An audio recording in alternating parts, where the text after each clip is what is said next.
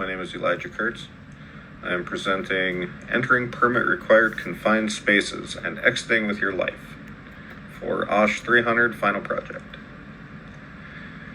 Have you ever entered a permit required confined space? Did you feel comfortable? Did you feel safe? According to the United States Bureau of Labor Statistics, 1,030 workers died from occupational injuries involving a confined space between 2011 and 2018. That averages out to almost 129 people per year dying from hazards related to permit-required confined spaces. This training will help provide you with some tools that you can use to exit these spaces with your life still intact. So what exactly is a permit-required confined space? Well, according to OSHA, a permit space is a confined space that has at least one, but usually more than one, of the following conditions. It contains or has potential to contain a hazardous atmosphere, contains some sort of material that could potentially engulf an entrant, has an internal configuration with converging walls or a floor which slopes downward and tapers to a small cross-section that could lead to entrants being trapped or asphyxiated, or contains any other serious health or safety hazard. It is helpful to understand the specialized language used when going through a confined entry. We'll go through some of that right now. The attendant is the person who is outside of the permit space and monitors the authorized entrance and performs all duties required, such as monitoring the air, recording entrance and exit times, and maintaining contact with all entrants. The authorized entrants, as it sounds, are the employees who enter the permit space. They must maintain communication with the attendant. A confined space is any that is large enough that employees can enter and perform work, has limited or restricted means for entry or exit, and is not designed for continuous occupancy. Double block and bleed is the closure of a line, pipe, or duct by closing and locking two inline valves, or opening and locking a drain, or vent valve, to ensure no hazardous material enters the permit space. Entry is simply the action of an employee entering the permit space.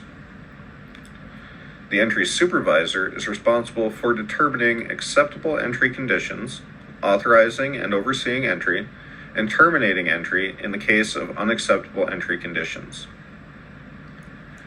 A hazardous atmosphere is one in which employees are at risk of death, incapacitation, inability to self-rescue, injury, or illness due to flammable gas, vapor, or mist, airborne combustible dust, oxygen concentration below 19.5% or above 23.5%, atmospheric concentration of any hazardous substance, or any other condition that is immediately dangerous to life or health.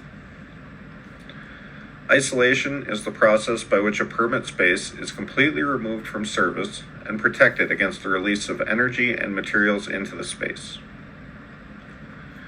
Rescue service means the specially trained personnel designated to rescue employees from permit spaces. Retrieval systems are the equipment like a retrieval line, harness, and even a lifting device that are used for non-entry rescue of employees from permit spaces. The permit-required confined space program is of paramount importance for successful entry and exit of permit spaces. The program should implement measures necessary to prevent unauthorized entry, identify and evaluate the hazards of permit spaces before entry, develop and implement the procedures and practices for safe permit space entry operations, including specifying acceptable entry conditions, providing each authorized entrant with the opportunity to observe air monitoring, isolating the permit space, purging, flushing, or ventilating the permit space to eliminate or control atmospheric hazards, provide necessary barriers to protect entrants from external hazards, and verify that conditions in the permit space are acceptable throughout the duration of the authorized entry. The program also states the company should provide specific responsibilities for all involved employees, as well as essential equipment such as air monitors, ventilation equipment, communication equipment such as radios, lighting, barriers and shields, PPE, ladders, rescue and emergency equipment, and any other equipment deemed necessary for safe entry and rescue from permit spaces. For a permit-required confined space entry to go smoothly, a lot of people need to work together to make it happen. Remember, teamwork makes the dream work. The company is responsible for identifying permit spaces and informing employees by posting signs at the entry of each of the spaces. A simple sign that reads, "Danger, permit required, confined space, do not enter," is sufficient.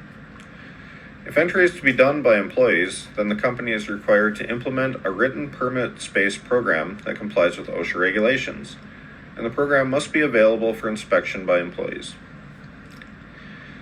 The first step in determining if the space is safe to enter is to perform air monitoring with the use of a handheld monitor. There will be a separate slide dedicated to this later on. If the atmosphere is safe, then entry can proceed. If there are atmospheric hazards present, then forced air ventilation from a clean air source can be used to disperse the hazardous atmosphere. The entry permit has all of the information associated with each entry. It is a documentation for the entry and will include the space to be entered, the entry purpose, the date and duration of the entry, and the personnel involved. The document will list all attendants, entrants, and the supervisor, as well as their times involved doing their duties. Entry and exit times for each entrant and attendant will be recorded, as well as the atmospheric readings from every 30 minutes. The document will also list possible hazards and the measures used to control those hazards, the type of communication used between entrants and attendants, rescue and emergency services, as well as any additional information or permits required for the work being done. Here we have an example of an entry permit. If you do a Google search for confined entry permit, you'll find that everyone looks a little different. However, they should all contain the same information. Here in the example, you can see that there are sections to list the date, site locations, purpose of entry, supervisor in charge, types of communication, and all the employees involved in the entry, whether that's safety standbys, attendants, and entrants. In the middle, there's a checklist of all the minimum requirements needed to confirm that entry conditions are acceptable. The second sheet on the right is the atmospheric monitoring log, which needs to be filled out before entry and then every 30 minutes after entry. It is very important that I mention this now. The air monitoring must be continuous. Just because the log is only filled out every 30 minutes does not mean that we only monitor the air every 30 minutes. Conditions in the permit space can change rapidly, so it is important that the air around the employees is always being monitored so the alarm will sound if conditions deteriorate. It is also important to note that the entry permit needs to be displayed at the entrance to the permit space. Each person involved with the entry has their own list of duties. All employees involved with the entry should know the potential hazards inside the space and be aware of the signs, symptoms, and effects of hazard exposure. Attendants must continuously maintain an accurate count of authorized entrants, remain outside the permit space at all times, monitor activity inside as well as outside the space, and maintain contact with the entrants, continuously observe the air monitor for signs of deteriorating conditions, record air samples every 30 minutes, evacuate the permit space if conditions turn hazardous, summon rescue or emergency personnel if needed, and, most importantly, perform no duties that would interfere with their primary duty to monitor and protect the authorized entrants. Entrants should also stay in constant communication with the attendant and alert the attendant of any warning signs or symptoms of a dangerous situation. They must also heed the instructions of the attendant to evacuate whenever necessary, even if they don't notice a change to their environment. Entry supervisors should double-check the permits to make sure everything is up to standard and that entry operations remain consistent throughout with the terms of the entry permit.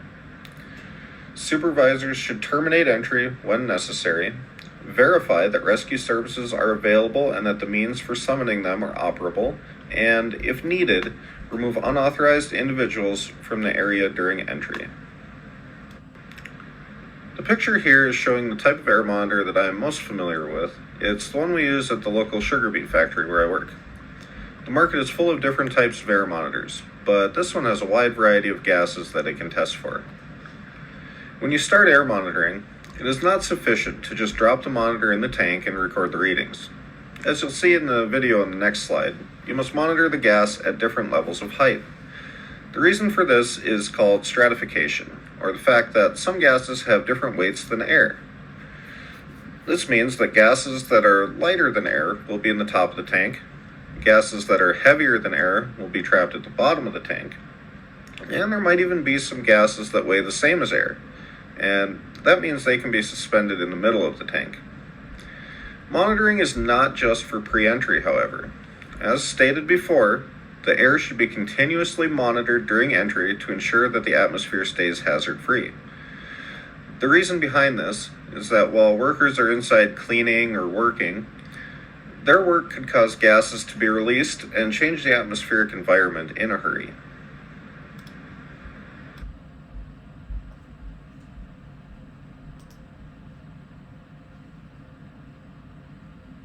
So prior to entry, we actually get to our hatch, and to ensure we haven't got any leakage of a bad or contaminated atmosphere, we will actually do a test to ensure that we don't have that leakage. Once we've done that test, we will then open the hatch. If we're outside, we ensure that the wind is on my back to blow the bad atmosphere away. Once the hatch is open, we will do a test at 3 levels. Our gases can be lighter than air, equal to air, or heavier than air. So we do a test at 3 different levels, allowing the gas detector ample amount of time to sample the air. Lower to middle. Again, making sure we've got plenty of time to sample the air. Then we go to the bottom, where our gases are heavier than air, making sure the detector doesn't hit the ground. If there's sludge or liquid, we'll end up damaging the detector. Once we've done that, we bring the detector back to the surface. We then can go in, checking the memory to ensure that we don't have any readings.